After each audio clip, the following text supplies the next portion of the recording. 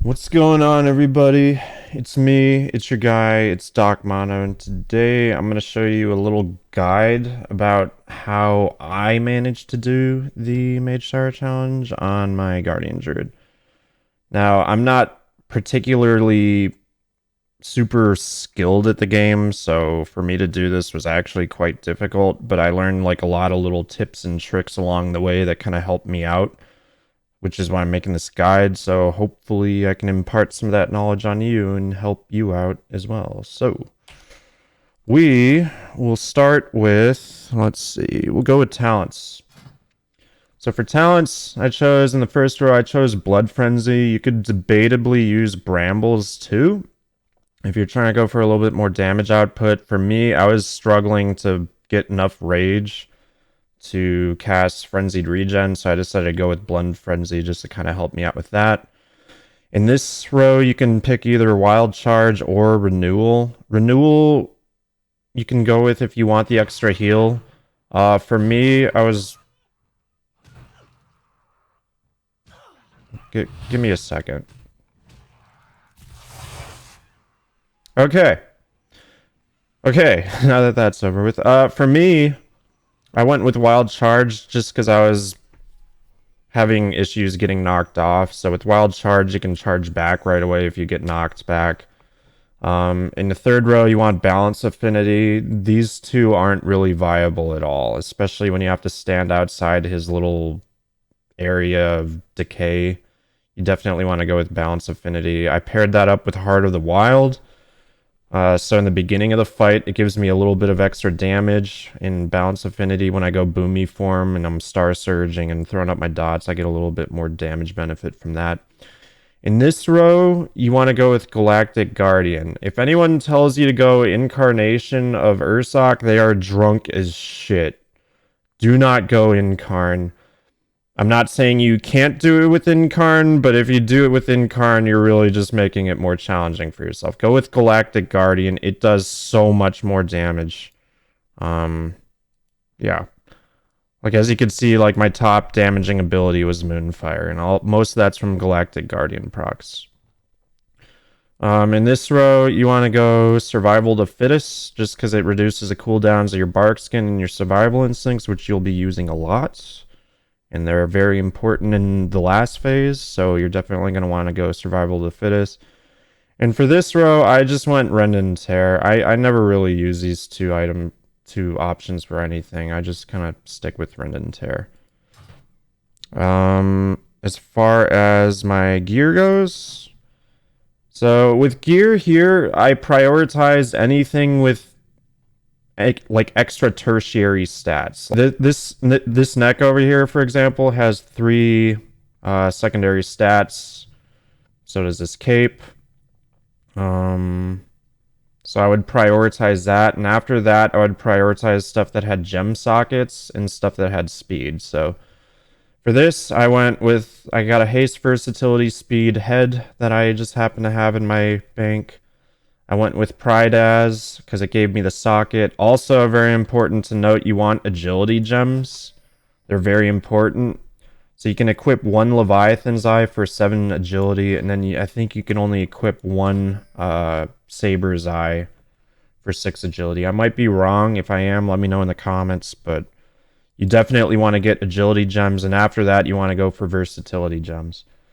For my shoulders, I'm using the first Satyr Spalders because it has 3 secondary stats. For cape, I'm using whatever the hell that says because it has 3 secondary stats. For my chest, I'm using this because it has haste verse. Verse is very important, especially here. Haste verse, socket. I decided to use Scythe of the Unmaker because it has speed on it and it has a socket. Speed's pretty important in this fight because you need to run away from stuff and you need to run out of the Infernal Slam, so you want to go with speed if you can get that too.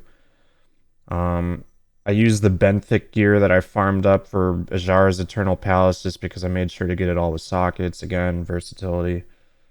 Got a versatility belt, versatility pants, versatility Benthic. Actually, this isn't even versatility, but it has a socket in it, so I went with that. Haste verse, crit verse, but it has speed, so I took that. Now for trinkets, I feel like it's very important to have a cheat death trinket. Just because if you make any mistakes with the little void ads, this will save your ass. Now, when it comes to the last phase, I was noticing whenever I got annihilated, my cheat death trinket wouldn't proc and I would just die. So it's not super useful for that, but if you like make a mistake on the little void ads and they're still alive and they're pulsing AoE, this trinket's gonna come in handy. It helped me out quite a bit, and it does a lot of damage when it blows up. So, and then the blood scattered scale. If you have something like this, I would prefer you like you really want this trinket because it does a lot of damage, and it's another defensive cooldown, and you're definitely going to want that for the last phase when he's stacking up annihilates on you. So I would advise you to have this, if not something very similar to it. For enchants, we'll go back to enchants. I got my cloak enchant for 20 stamina, minor speed increase. I got my neck enchant, Mark of the Hidden Satyr. This is a Legion enchant. I got my chest enchant, primary stats. I enchanted my wrists with intellect for boomy form. I don't know how much benefit I got from that, but you know, I'd rather have it not need it than need it not have it. For my weapon, I used Lightless Force. Supposedly, this is a really good enchant to use. So I went with that. Let me see. What else? I enchanted my feet plus 15 agility. That's important. And I got versatility enchants on my rings. For consumables, this is also a very important thing to note. So for consumables, you want to go with Greater Flask of Currents. This will give you more agility than you will get from the Spectral Flask of Power. So you want to go with the BFA old school Greater Flask of Currents. It's an agility enchant. I went with Shadow Core Oil, and I went with a Heavy Desolate Armor Kit. These three things I made sure to have on me at all times. The food buff I would usually try to get before as well. I went with Steak a la Mode. Gives me extra versatility. Now, for Lust, I went with Drums of Deathly Ferocity. For Potion, I went with Potion of Unbridled Fury. Now, this is extremely important. If I didn't have this, I probably wouldn't have beaten it. I used it once in the last phase, and it did my 4th overall damage. Like, this thing alone did 25k damage, so this is extremely important. And then I use a Veiled Augment Rune. And I know these are probably pretty scarce, because not a lot of people make them, and now people are price gouging them because they're assholes and they know people want them. So to kind of, like, conserve that, I just made a little macro. I made a macro where I would just pop all 3 of them in the 3rd phase. So I just made this, used Drums of Deathly Ferocity, used Potion of Unbridled Fury, used Veiled Augment Rune. Just to kind of save them. And I would save those for the 2nd phase after the first Twisted Reflection cast. Just because sometimes I would miss that cast and need to recover a bunch of health, and at that point it's just a wipe anyways, so there's no point in going on. But yeah, very important to have all those together, and I definitely macroed them just to kind of save stuff. Alright, so now we can go through the actual fight. So right now I'm getting my food buff. I got Steak a la Mode. So that's what we're doing for our food buff. You want to start off in boomy form, because we're going to immediately pop Heart of the Wild and start Star Surging at max distance. The reason you do max distance is because you want to kite them back to like kind of the center of the map. So I do a Star Surge, I throw my dots up, and I Eclipse ASAP. I Star Surge first, just so I can get another one in a few seconds here, so I was able to squeeze in 2 Star Surges there. Kind of important. He's already at 84% health. Keep a Sunfire up. Make sure to interrupt him. So there I accidentally hit an orb. Ideally, you wouldn't do that, but unfortunately, that's where it spawned. Now here, I'm going to pause the video. So you want to pop Berserk, or at least I like to pop Berserk and then immediately go into melee range of the boss, because that way I'm getting all that cleave damage on the boss while I'm killing the ads, and I'm getting my stacks up real quick. So I'm going berserk. I got my stacks up on him. I'm popping my scale, which does a lot of damage, and it kills the ads. You can also not stampeding, or in-cap roar to interrupt the ads too. You definitely want to be doing that. He's draining life. I gotta go and interrupt, refresh my thrash. DPS down the eyes. You only need to moonfire them twice. Takes 2 moonfires to kill an eye. Also, an important thing to note, I'm going to pause the video here, is if you stand right on the edge of this shit and you thrash him, you can actually, like, hit him without taking on a stack of the debuff. Now, it takes, like, a little bit of finesse to do that, but, like, you have to be right on the very edge when you're thrashing, and you can reach him without taking the debuff. So here the ads come out again. I'm going into melee range to thrash and swipe. Jumping into the orb at the very last second so I can interrupt their cast. I got my in-cap roar ready in case they start casting again, but luckily I'm able to thrash them down before it's an issue. Again, I'm moonfiring, I'm star surging, I'm throwing up my dots on the eyes. Again, you only need to put up the dots twice. There I use a Galactic Guardian proc. Ideally, you would use those on the actual boss, but if you use them on an eye, they'll kill him in like one shot. Also, I'm going to pause here. Hold on a second. We'll go back and look at that again. So, in case you didn't know, because I didn't know initially, you can actually Typhoon to interrupt the boss. So, if you're trying to interrupt the boss when he's casting his Soul Siphon, Soul Leech, you can just Typhoon him, and you don't have to worry about taking on stacks. Watch it do it right here. And Typhoon. There you go. So I'm going to go back into melee range here. I'm thrashing. They're about to cast. I in-cap roar that, and then I get ready to jump in the orb here. Oh, okay. I guess I don't. Never mind. Also, you want to make sure you have Goblin Glider kits for this. It's pretty important. Because if you get knocked off the edge, you won't always be within range to wild charge back. Like, see there, I Goblin Glidered, and that saved my ass. I popped cheat death there, unfortunately. Which isn't good. You want to definitely have that up for the second phase. Unfortunately, I fucked up, so. So here I'm going back into melee range. Getting ready to hop in the orb. Last second to interrupt the cast. I'm swiping, I'm thrashing. And now we're in phase 2. So here you want to get Thrash up on the boss like immediately because you need to start building stacks. I'm going to pause the video here real quick. Actually, I'll pause it right here. Okay.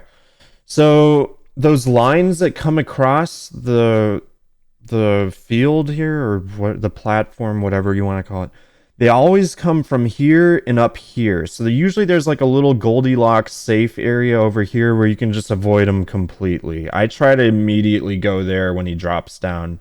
That way I'm not getting pushed around. Also, you want to pop a defensive. I use Bark Skin just because it's a short cooldown for the first Annihilate. Otherwise, you're going to be screwed. Also, you want to make sure you come in this phase topped off. So let's go look at this again so I can kind of show you what's happening as it's happening. So this is the Goldilocks zone. As you see, I avoided all those lines. I got my Thrash up. I'm trying to get topped off here before the first Annihilate. He's about to Annihilate me. I pop Bark Skin. I got a little weak aura for Twisted Reflection. You absolutely need to interrupt that. If you don't interrupt that, you're screwed. Just jump off the edge. He's going to get back all his health. But, I'll pause the video. If he does get Twisted Reflection off and you get to an orb, you can stop him from healing. But you really don't want to have to pop an orb for that. You want to save your orbs for when you're like really getting screwed. So these guys came out. Again, you need to DPS them down. If you're... Another little thing to note here. If you're having issues jumping over these lines, you just need to jump directly into them, right? So we'll wait for the line to come back.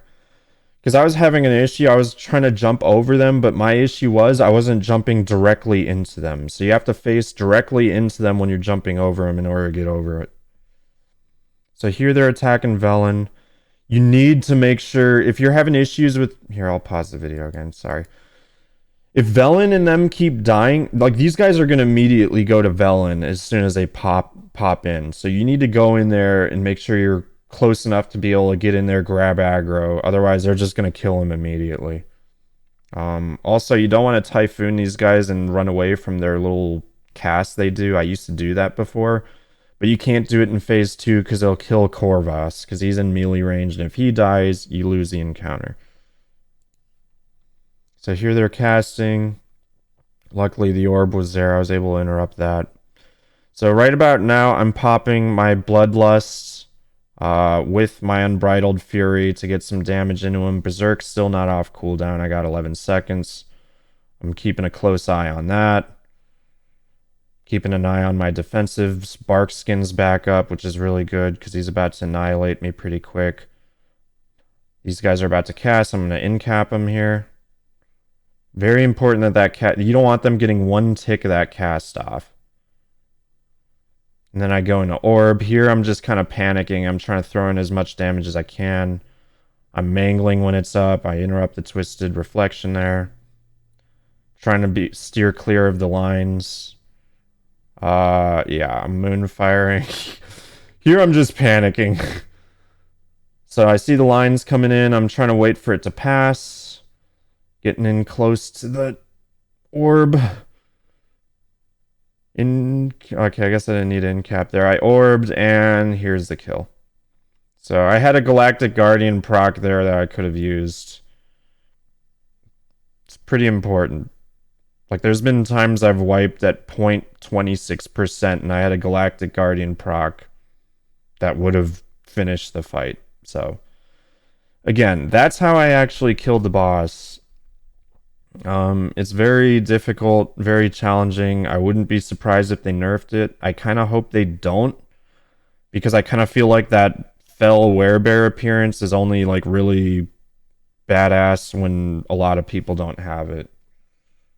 Like, when I got the werebear appearance initially, like, it was cool to have it, but everyone else had it, so it felt, like, special. Alright? But yeah, don't smash your keyboard. Don't get pissed. Instead, smash that subscribe button, and you can go follow me on Twitch to watch me torture myself with the rest of these challenges. But I appreciate you guys watching. If you guys have any comments, questions, suggestions, leave them in the comments section, or you can go follow me on Twitch and ask me there. Again, I'm not a pro at this at all. I'm not super skilled. This is how I got through it. Hopefully these little tips and tricks help you out. Gear's important, but really everyone's gear gets squashed here, so it is a skill check and a damage check. Anyways, thanks for watching, guys. I really appreciate it. Good luck. Have fun. Stay safe. Be well. And I'll see you next time. Peace out.